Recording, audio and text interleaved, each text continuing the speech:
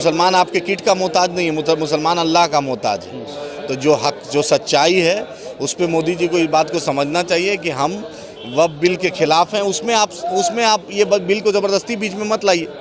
नीतीश जी से भी अनुरोध है, चिराग जी से भी अनुरोध है, मांझी जी से भी, कुशवाहा जी से भी, कि यही आपका लिटमस टेस्ट है, आपके सेकुलरिज्म का और मुसलमानों के साथ ईमानदारी से खड़ा होने का लिटमस टेस्ट है। दिल्ली में जंतर मंतर में ओवैसी साहब को आपने देखा ही, कांग्रेस से सलमान खुर्शीद साहब थे, ओवैसी साहब थे, महुआ मित्रा मोहतरमा थी टीएमसी से, सब मुख्तलिफ पार्टी के लोग थे। राजद वहाँ पर नहीं थी, तो उसी का लालू जी ने कंपनसेट आकर किया।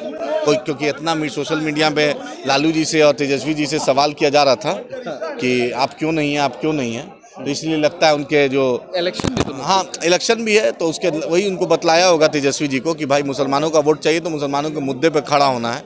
क्योंकि शहाबुद्दीन साहब को जनाजा तो आप कंधा दे नहीं पाए। और देखिए, लोकतंत्र की एक खूबसूरत तस्वीर हम आपको दिखाना चाहेंगे कि यहाँ पे एमआईएम के भी नेता हैं आदिल हसन और एक तरफ एनडीए के नेता इमाम गजाली है। यही हमारे लोकतंत्र की खूबसूरती है।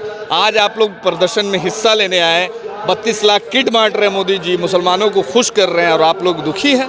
अब हम उसलिए नहीं दुखी हैं, मोदी जी अपने पैतृक संपत्ति से नहीं दे रहा है। आप वक्फ बिल जो हमारे ज़रूरी है उस पर आप क्या स्टैंड है, उसके खिलाफ हम हैं, वो मुद्दा है। हम वो मुद्दा ये नहीं है कि आप किट बांटिए। मुसलमान आपके किट का मोहताज नहीं है, मुसलमान अल्लाह का मोहताज है। तो जो हक, जो सच्चाई है, उस पर मोदी जी को इस बात को समझना चाहिए कि हम वक्फ बिल के खिलाफ हैं। उसमें आप ये बिल को ज़बरदस्ती बीच में मत लाइए। नीतीश जी से भी अनुरोध है, चिराग जी से भी अनुरोध है, मांझी जी से भी, कुशवाहा जी से भी, कि यही आपका लिटमस टेस्ट है, आपके सेकुलरिज्म का और मुसलमानों के साथ ईमानदारी से खड़ा होने का लिटमस टेस्ट है।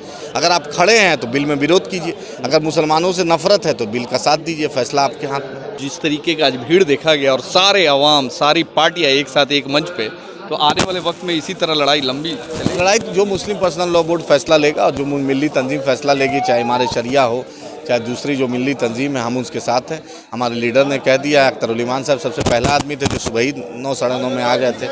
तो जो मिली तंजीम फैसला लेगी हम उसके साथ हैं। तो आने वाले वक्त में लगता है कि अगर प्रोटेस्ट लंबा चला तो हम लोग ओवैसी साहब भी आएंगे। ओवैसी साहब तो शुरुआती वहाँ ओवैसी साहब तो थे ही थे, बिहार में भी आएंगे, क्यों नहीं आएंगे, जिला आएंगे। और क्या कहते हैं, दिल्ली में जंतर मंतर में ओवैसी साहब को आपने देखा ही, कांग्रेस से सलमान खुर्शीद साहब थे, ओवैसी साहब थे, महुआ मित्रा मोहतरमा थी टीएमसी से, सब मुख्तलिफ पार्टी के लोग थे। राजद वहाँ पर नहीं थी, तो उसी का लालू जी ने कंपनसेट आकर किया।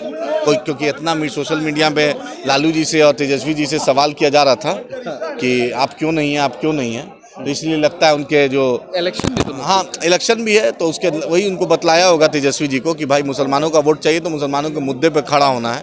क्योंकि शहाबुद्दीन साहब को जनाजा तो आप कंधा दे नहीं पाए, और 5 मुसलमान को साथ रहने की बात कहे थे कि मुसलमान 5 मुसलमान के साथ रहेंगे, तो यही सब वक्त है ना। तो इसलिए लालू जी आ गए, हम उनका शुक्रिया अदा करते हैं कि भाई आए।